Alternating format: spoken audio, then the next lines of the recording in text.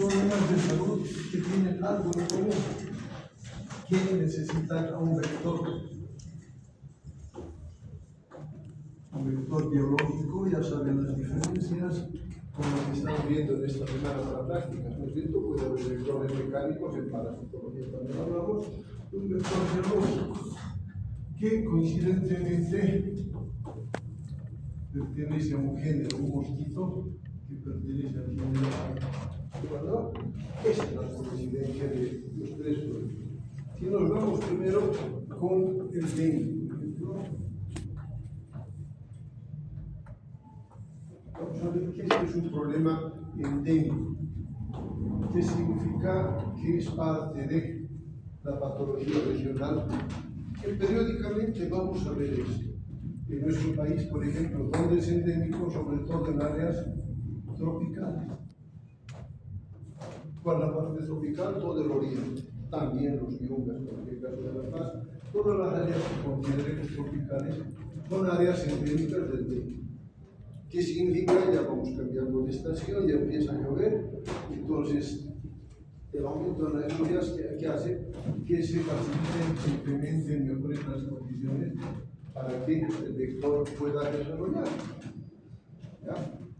Entonces, por eso lo consideramos endémico. El dengue, como tal, clásicamente tiene una clasificación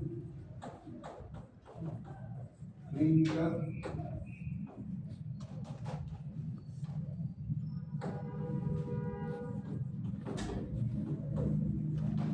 tiene una etiología.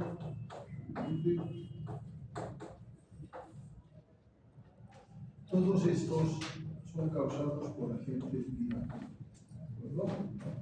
En el caso del dengue, el causante es un flavivirus.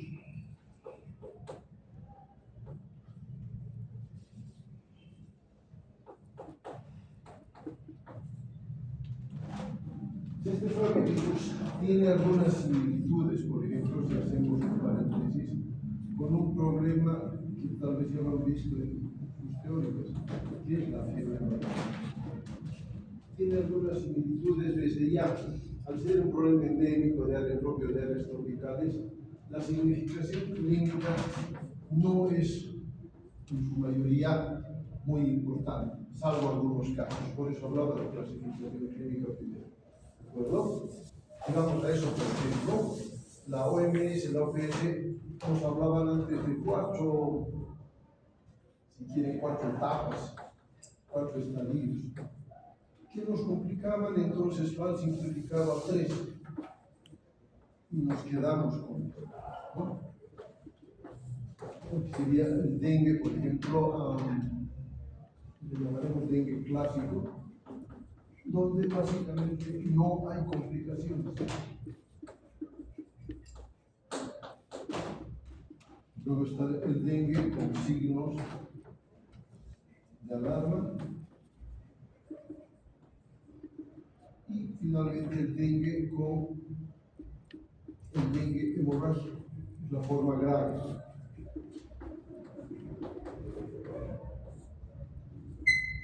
Forma grave o severa, el dengue. ¿De acuerdo? Este dengue hemorrágico también conlleva a pensar en los problemas que pueden acabar inclusive con la muerte de la persona. Al dengue clásico se lo considera así. Hay un sinónimo que ya no lo utilizamos mucho, antes nos hablaban de este, que era la fiebre quebrantahuesos, llamábamos así. Y no porque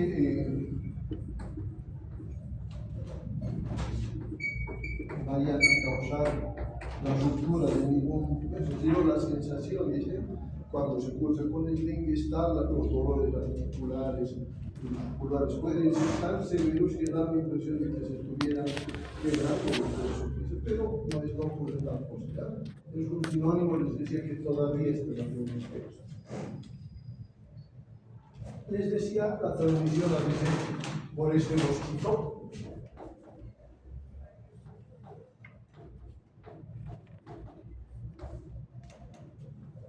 El Aedes, y más propiamente una otra especie, el Aedes aegypti. En los tres casos, este Aedes aegypti está vinculado como vector. ¿De acuerdo? Eventualmente puede haber otra especie de Aedes que se llama Aedes albopictus.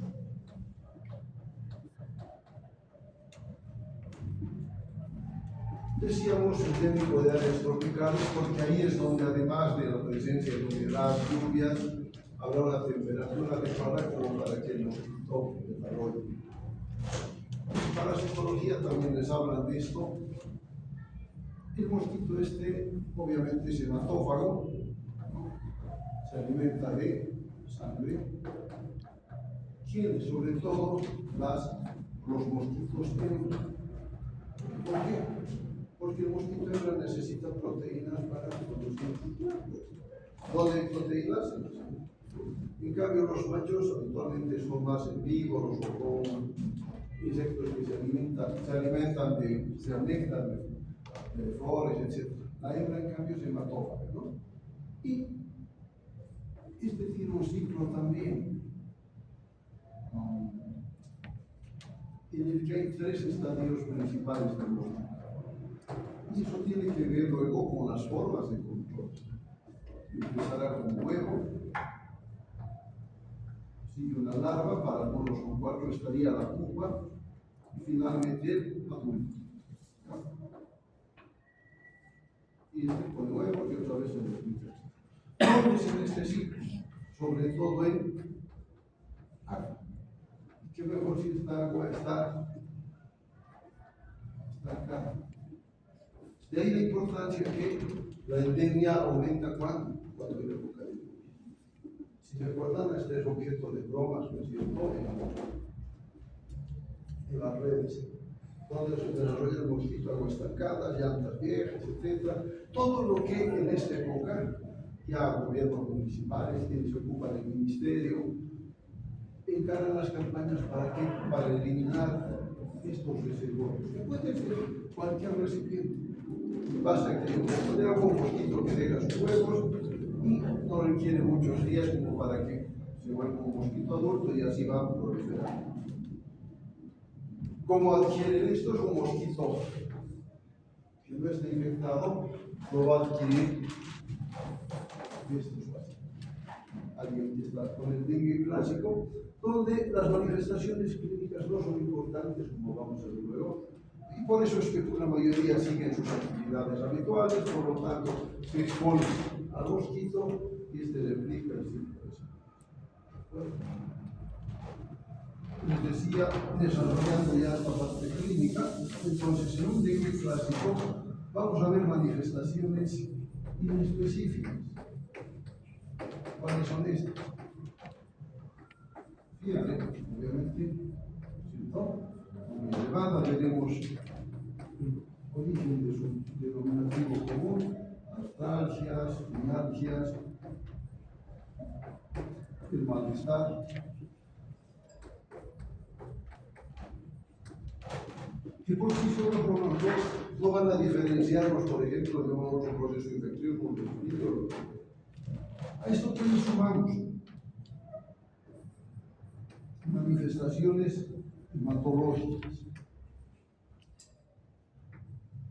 En un hemograma ya podemos ver algunas alteraciones, tal vez la sedimentación puede elevarse, de repente puede haber aumento en el número de glóbulos blancos, pero no en magnitudes importantes. Por eso este dengue clásico se dice que es autolimitado, es decir, aún sin tratamiento, la gran mayoría de los casos lo han superado.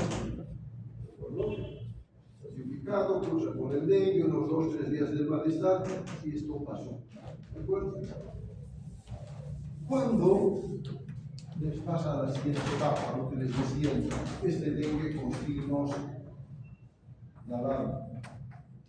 Cuando se van acentuando estas manifestaciones, de repente la fiebre se hace más elevada, persistente, el cuadro también va durando más tiempo Y las manifestaciones hematológicas se acompañan también de cambios a nivel del perfil hepático, donde vamos a ver, por ejemplo, un incremento de transaminasas. Puede haber alteraciones en el nivel de proteínas. Entonces, con esos pueden haber lo que llamamos sufusiones sanguíneas, es decir, manifestaciones en mucosas, sobre todo, donde vemos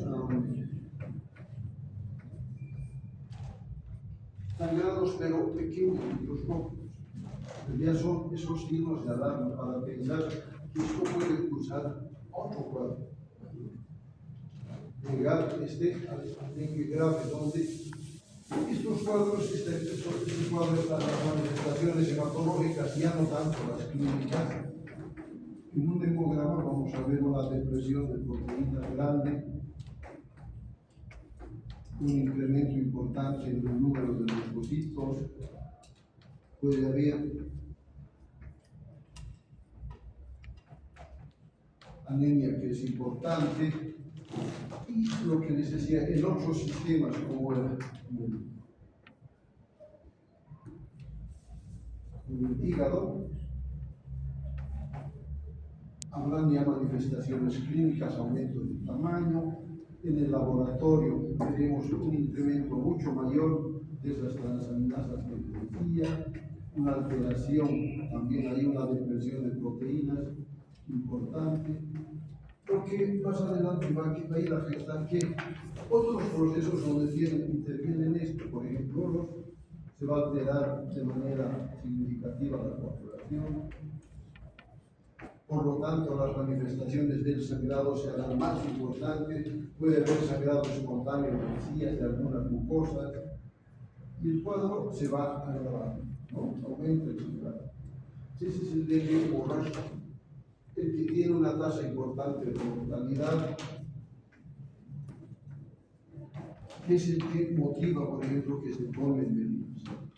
Si alguien hace memoria, en algún momento estamos hace algunos años, una autoridad de gobierno que iba siempre a Santa Cruz, se contagió, hizo un dengue hemorrágico, muchos lo daban por muerto, uno de los ministros más importantes del Evo, y era que sí, llegó a ser un dengue hemorrágico que menos mal se pudo controlar. ¿No? Los detractores decían, bueno, a veces se lo contagiaremos, pero no llegó acá. Entonces, en estos casos, ¿qué haremos para el diagnóstico? Tener en cuenta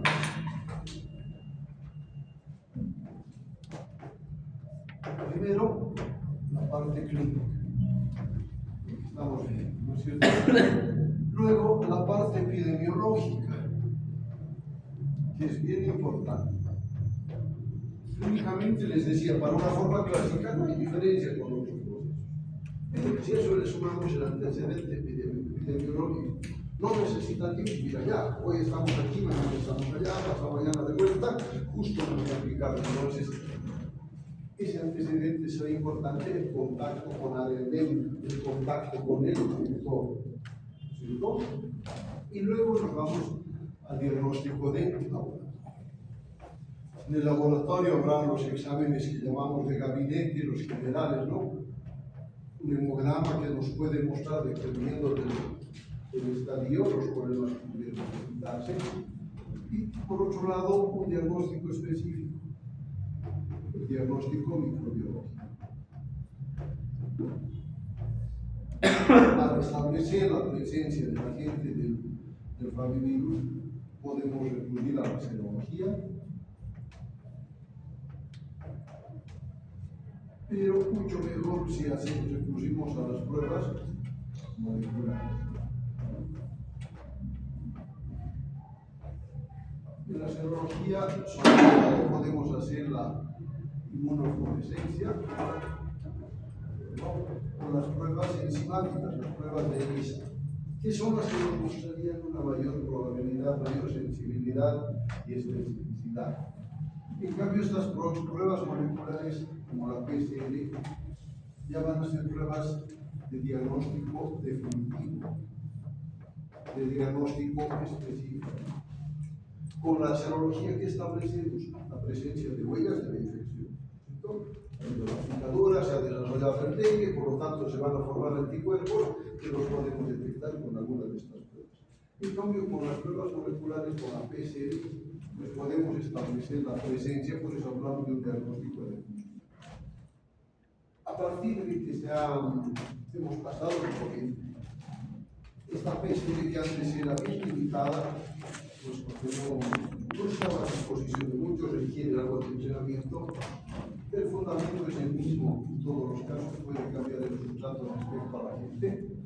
Se han ampliado los lugares donde se hace PCR. En el oriente está en Santa Cruz, por ejemplo, el COP se llama, el centro así como en Lásaca, que comanda, facilita, si quieren, los centros de referencia este tipo de diagnósticos. Por eso se establece, en el caso del dengue, en muchos casos diagnóstico definitivo con números que les voy a comentar luego. ¿Perdón? Y a partir de este diagnóstico pues se puede decir, a ver, dice que el 2023 fue el año, si quieren, más comprometido para nuestro medio con brotes del dengue.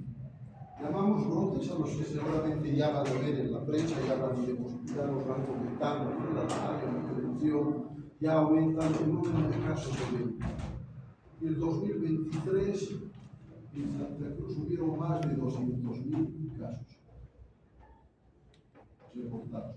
Se dice que fue el peor año en cuanto a los brotes de dengue.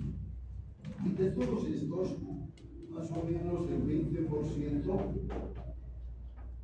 de los casos reportados, estos son sospechosos si quieren, se han confirmado.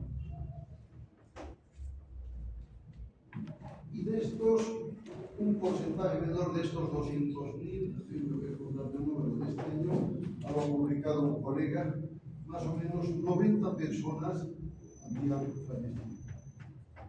En base a estos números se saca de cuánta gente se muere por dengue.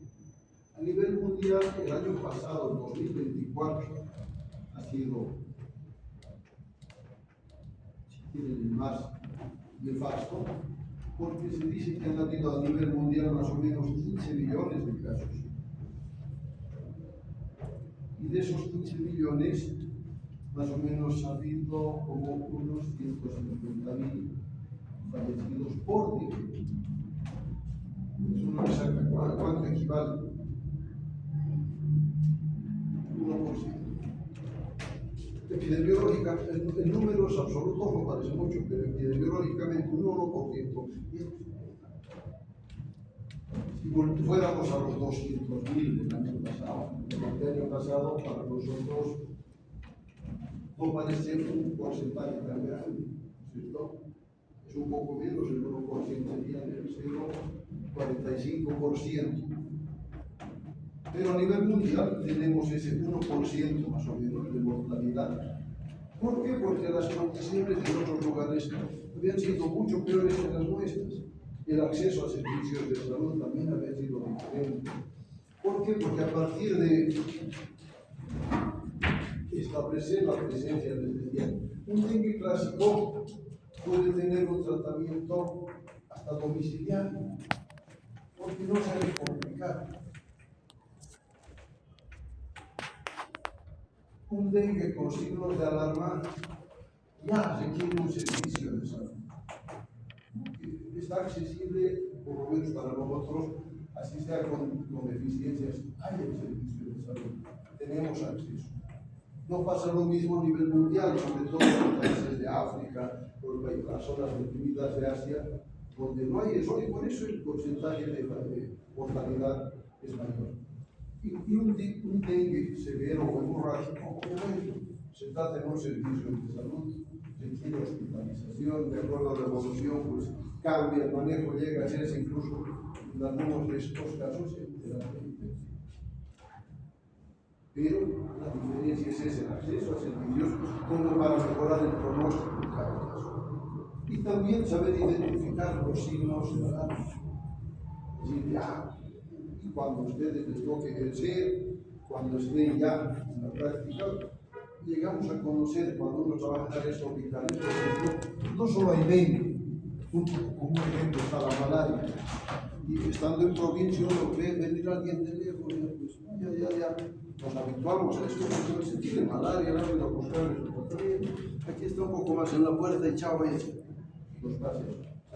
Entonces en estas zonas, quienes están habituados a la endemia, pueden reconocer el dengue con más facilidad que quienes fuéramos por primera vez, pero no está ahí el mérito sino en saber establecer esos signos de alarma. Bueno, a partir de reconocer los signos de alarma, mejoraremos el pronóstico a esos pacientes y mucho más para quienes lleguen a ser la forma grave de la enfermedad. ¿De acuerdo?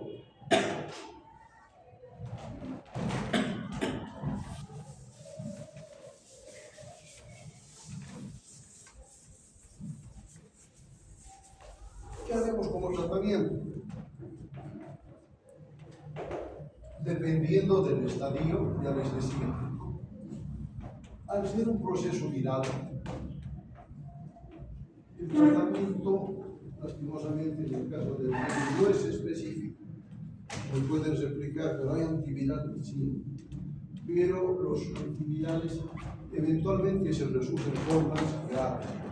Pero como si quieren, como una islita, como no como lo principal. Dependiendo del estadio, lo que decíamos, ¿no? En esa primera etapa, en el dengue clásico, el manejo sobre todo es la reposición de líquidos, y junto con líquidos electrolitos. Un manejo hidroelectrolítico y sobre todo la alimentación. Procurar que estos, con esas condiciones, mejorando en las condiciones, supere el cuadro y se convierte en un número más de la forma clásica. A partir de que sea un cuadro con signos de alarma, por ejemplo, el manejo ya les decía, se hará de otra manera, la reposición de líquidos ya se hará de manera parenteral, por ejemplo, porque lo podemos tener en un centro de salud y podemos administrarle líquidos por vía parenteral, junto con eso controlar con exámenes de laboratorio el curso de su proceso. Va bien, pues entonces dejó de tener signos de alarma, se va recuperando, se le da de alta, ¿no es cierto? Y cuando es la forma grave, el manejo ya sí tendrá que ser necesariamente hospitalario, con la posibilidad de hacer el espacio en una unidad de cuidados intensivos. Para que obviamente mejorar el pronóstico. Les decía, el tratamiento específico antiviral es solo complementario. No es como con las bacterias, detectamos un proceso, damos antibióticos a paso, el problema va a superarse más rápido. Con los virus, con el dengue no pasa. ¿Perdón? En eso más o menos hay coincidencia. Eso en cuanto al dengue. En la profilaxis, imagino que se dan cuenta, ¿qué haremos? Eliminar sobre todo los criaderos de ¿listo? Eliminar afanes. Para esa profilaxis hay formas de controlar. Pero básicamente es eso, eliminarlo en alguna forma. Habrán visto en la tele que se hace en esta época. Salen los del municipio, generalmente de Santa Cruz. ¿Con qué? Aerosoles. Migración. Las zonas donde consideran que se concentra el mosquito, van y las hormigas salen ahí. Equipos, cargados, mochilas con alguna insecticida, procurando eso, eliminar. También se eliminan en lo posible los criaderos. Las recomendaciones para evitar esos recipientes, todo lo que pueda tener agua estancada. ¿De acuerdo? Hay lugares que no se los puede eliminar, de repente hay fuentes, qué sé yo, hay las piscinas. ¿Qué se hace? Se usan los larvicidas. Los larvicidas pueden ser biológicos o pueden ser químicos. herbicidas químicos, colocar algún agente, algún líquido que elimine las larvas. O los biológicos que son peces, peces que se alimentan de larvas de mosquitos.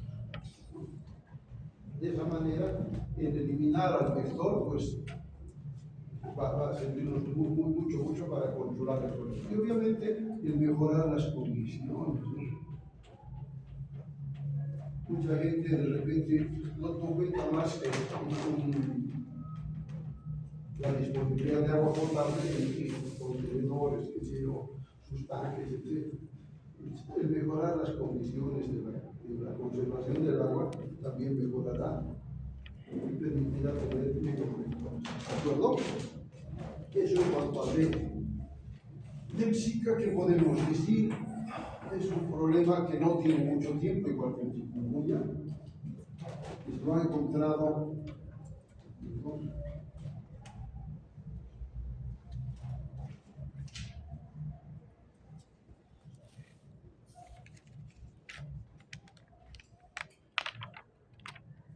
Inicialmente en el África,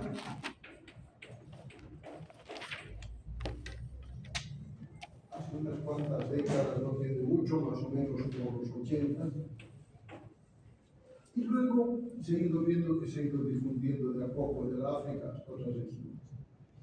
En relación al dengue, sí que es un proceso más tendido, que ha adquirido significación cuando era un problema endémico más benigno, que igual en el otra vez el mismo Aedes por si acaso.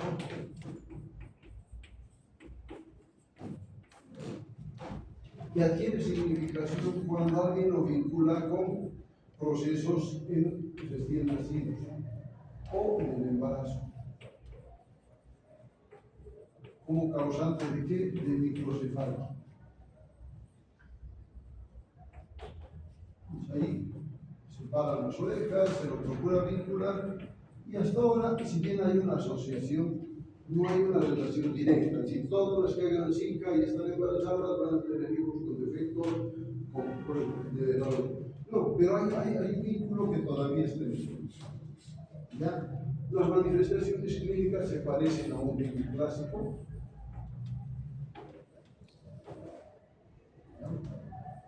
Es decir, parecidas a las del dengue clásico, y la mayoría no pasa. Es decir, igual, con los tratamientos se puede superar. La mayoría entonces, como en el dengue clásico, es autolimitado. Después de unos días con el problema, pues el problema se delimita. Para el diagnóstico recurrimos igual a serología y a la PCR, ¿no?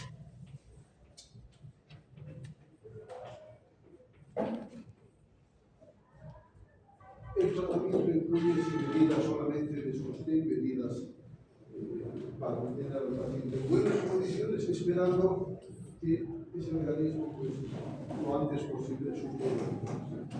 El vector, les decía también, ese mosquito del mismo Aedes aegypti. Hay cuadros donde nos muestran las redes vinculadas a los tres problemas. ¿De acuerdo? Y este tipo implica que tiene menos tiempo. Esto lo ha descrito a partir más o menos del 2000, igual, hasta en África, y para nuestro medio de algún modo llegó al Brasil, y de ahí se ha difundido al resto de Sudamérica. Se parece igual, pero es un cuadro también benigno, en su mayoría, que puede igual afectar algunas cosas, se dice también podría afectar sobre todo en mujeres embarazadas, pero no hay igual relaciones directas. Para el diagnóstico igual recurrimos a las mismas pruebas.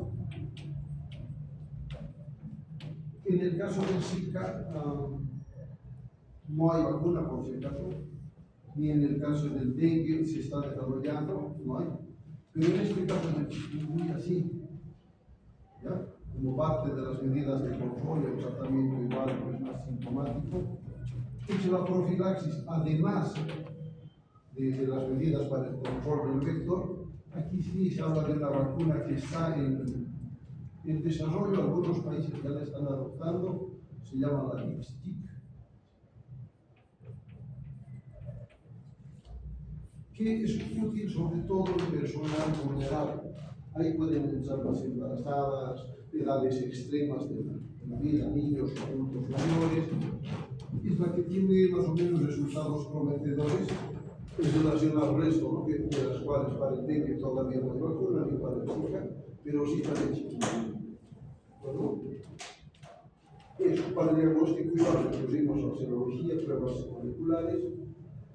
Lo importante, si han visto entonces, esa relación con un mismo vector hace que el control de este sea importante para controlar no solo lo que había sido el médico para nosotros, sino otros problemas similares derivados que, si bien en este momento no tienen una significación clínica importante, pudieran alguna vez representar problemas de salud pública.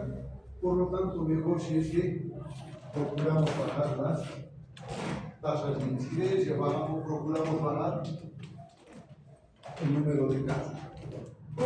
Trabajando con él, otra vez incidiendo en la preocupación de la población, que eviten esos lugares sabiendo que hay zonas endémicas, pues obtener criaderos improvisados, pero sirve para el mosquito. Eso no solo va para Santa Cruz, es decir, los municipios de los Yungas tienen brotes de dengue también para estas épocas. Si se fijan publicaciones de prensa, la prefectura de La Paz también apoya, etc., que la fumigación no es suficiente. En el caso del dengue, por ejemplo, en algún momento, para los 80, se decía que se había eliminado a través de qué. Hay un problema que el parásito les han hablado de malaria, y desde los años 40 o 50 un programa se llama, estaba así, creo que sigue habiendo, Servicio Nacional de Rehabilitación de la Malaria. Gente que iba con financiamiento de afuera tenía movilidades a fumigar las zonas endémicas, procurando que eliminar al mosquito que transmite la malaria. Si se acuerdan quién era. Entonces, décadas he ido trabajando con eso, les pagaban, en fin, personal de salud del ministerio luego se hizo cargo, se iban a área endémica, pero el programa pese a tener décadas falló. Por varias cosas, entre ellas, por ejemplo, que yo tengo una alcaldía donde, por decir, producimos oro, en las plata, y para cuidarlo mejor que vengan los malarios, me decían, y les pagan un salito aparte de su salario, un viático, algo, frente a un lugar donde no les daban nada, pero había más necesidad, sí, donde les pagaban. El resultado podían fumigar de repente hasta varias veces al año. Todo eso influido, no solo eso, para que colateralmente a buscar eliminar a las mujeres que no lo han podido eliminar. Sí, se eliminó la Aedes. Por los 80 se decía que no había Aedes. El contacto entre poblaciones, el descuido, por los 80 también falló ya el programa porque había la crisis económica peor que ahora. Todo eso influyó para que ese servicio no sea tan funcional. Más la movilidad de la gente de un lado a otro. Aquí se dice que del Brasil se ha insertado ha vuelto a aparecer y otra vez colonizó muchas poblaciones. Tanto así que actualmente se consideraban Aedes como propios de zonas tropicales. Pero este ha logrado adaptarse y se dice que se lo puede encontrar hasta en Cochabamba, en la ciudad. Y los insectos tienen esa particularidad rápida. ¿Ya? Entonces, hay Aedes en Cochabamba, no será en el centro de la ciudad, pero a la periferia, donde las condiciones facilitan su proliferación. Entonces, ¿eso qué nos hace? Para las orejas, para que no pensemos que el problema es los que no es nuestro. Entre tanto, más se difunda la presencia del mosquito, mayor será la posibilidad de que problemas que no los conocíamos en algunos lugares los vayamos viendo. Y no es el único caso, pasa con Chagas, por ejemplo. Ustedes, imagino, ya han llevado parásito Chagas. Para mi época decíamos, pregunta de examen, ¿cuál es el departamento libre de Chagas? Oruro. Y actualmente no, la Michuca se ha adaptado a Oruro. Hay Michuca, decíamos, por decir, a partir de por hoy, por cierta altitud, 2.400, 2.500 metros para abajo de Michuca. No, hay altitudes mayores. Para el circundante de La Paz, encontramos la Michuca. Eso que nos muestra que así como nosotros nos adaptamos para vivir en diferentes condiciones, los insectos, los vectores en este caso. Entonces, eso queda como reflexión para ver de qué manera se abordan los problemas para minimizar su impacto. ¿De acuerdo? Bueno, eso es cuanto a el tema. ¿A quién le paso? ¿Qué más le conozco? ¿Te puedo pasar a ti la clase esta noche?